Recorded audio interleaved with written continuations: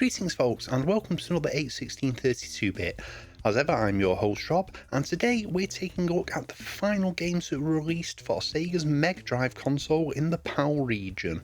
Now, we take it for granted that there will always be an overlap between generations in systems for games being released, but back in the day this overlap was a lot shorter. Between the PlayStation launching in Europe and the last Mega Drive releases, was barely even 2 years, and the volume and frequency of those releases for Sega's 16-bit system was definitely a lot less than you would see on a modern console generation swap over. But anyway, without further ado, let's take a look at the last few games released for the Sega Mega Drive. Oh, and just to head off the comments now, I'm not including Nightmare Circus because Nightmare Circus was never released physically. It was downloadable only on Sega's very strange online download service.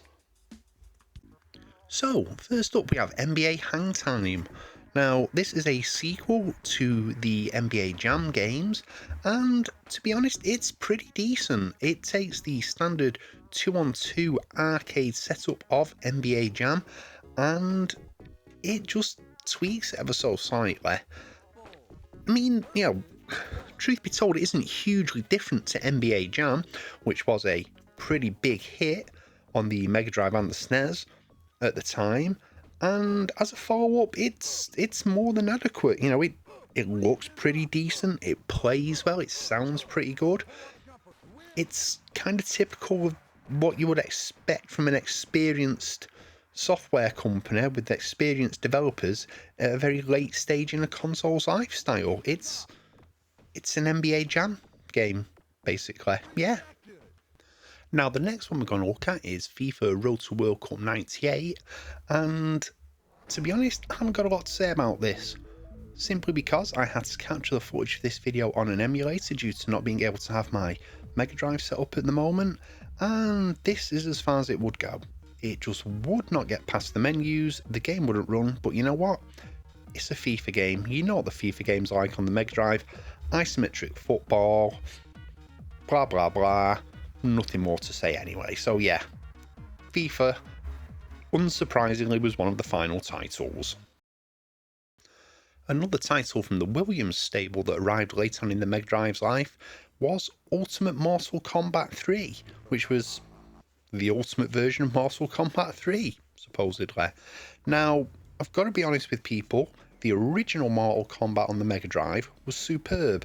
Yes, it didn't quite look as good as the arcade, but it had all the gore, all the fatalities, and it played really well.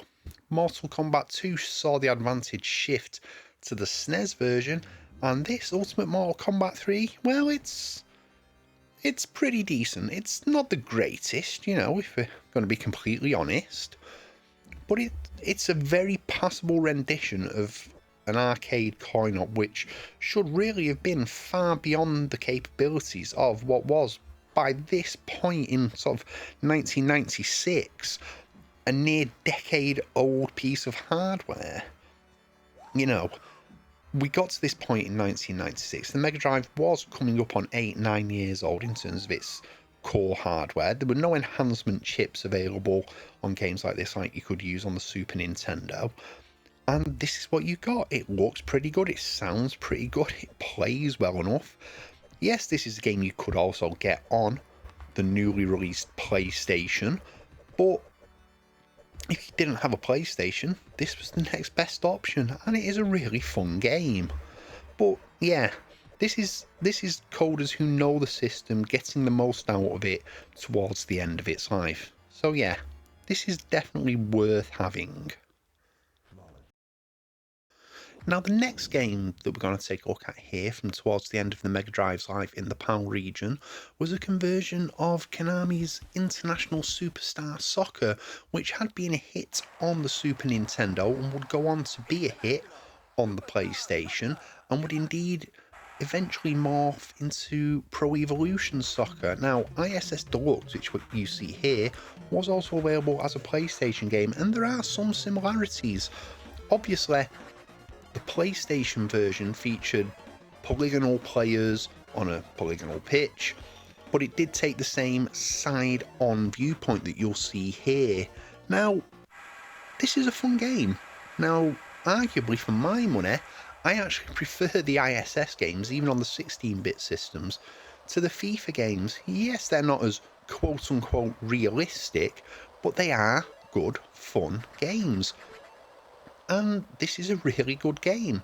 Technically, it doesn't do anything that you've never seen before on the Mega Drive, but it is perfectly serviceable. It looks decent, it sounds decent, and it plays well. And if we're being completely honest, that's all you can ask for from a video game, especially at this point in a machine's life cycle. Would I buy it? If I'd have still been using my Mega Drive at the time and I'd have wanted a football title, I probably would have bought this over the most recent FIFA title. Simply because the way it plays is a way I prefer to play my video football games. So yeah, ISS Deluxe for the Mega Drive. A really good late entry into the system's library. So, the final two games I'm going to look at here are both first-party releases from Sega, and I would say are probably the final two big ones.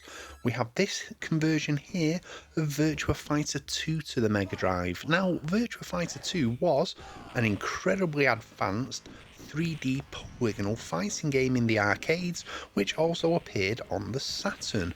And for whatever reason, Sega wanted to cash in on the Virtua Fighter name and still work with the Mega Drive platform, so they turned it into this 2D version, and, you know, it's not bad. I mean, it's no Street Fighter 2 beta, but it's a good enough fighting game, and, you know, it shows a decent amount of technical skill. There's some lovely line scrolling effects to give a 3D kind of look to the fighting ring.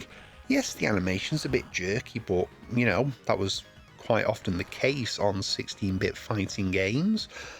But it plays well, the moves are there, it's recognisably Virtua Fighter, but it's just different. And that's where we were. This was a crossover period, and games could be a little bit different to what you expected. But we have one more first-party title from Sega to look at, and that's coming up right now.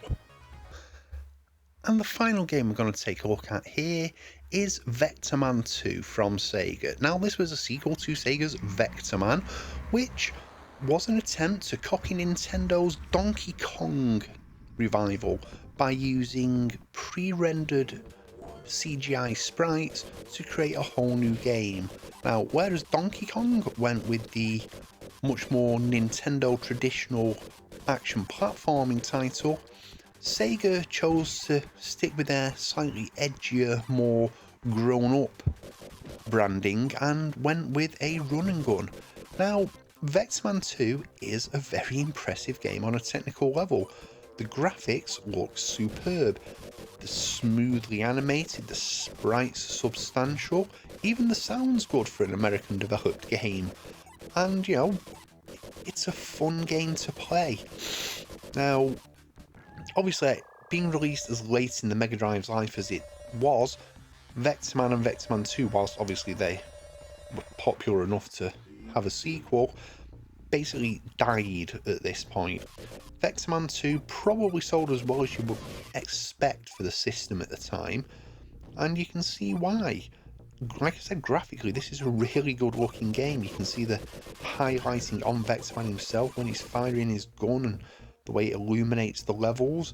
This was a darn good game, but you know, this really was the last hurrah of the Mega Drive, and Sega went out well with this one. This was a good way to say goodbye.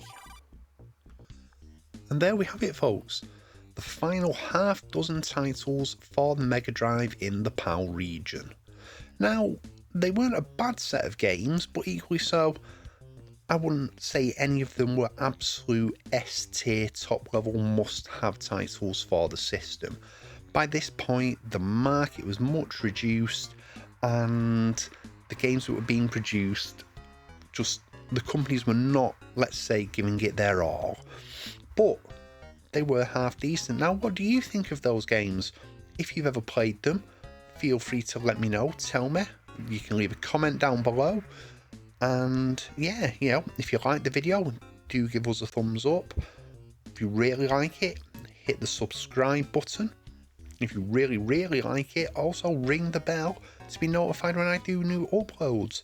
You will also see in the description below links to my various social medias and links to my Ko-fi page, my Patreon page and my YouTube memberships, all of which help support the channel. Big shout out to my supporters as always, Left Back and All Scott Retro. You guys rule, you're awesome. But anyway, that was the dying days of the Mega Drive in Europe. I've been Rob, this has been 81632-bit, and I'll see you on the next video.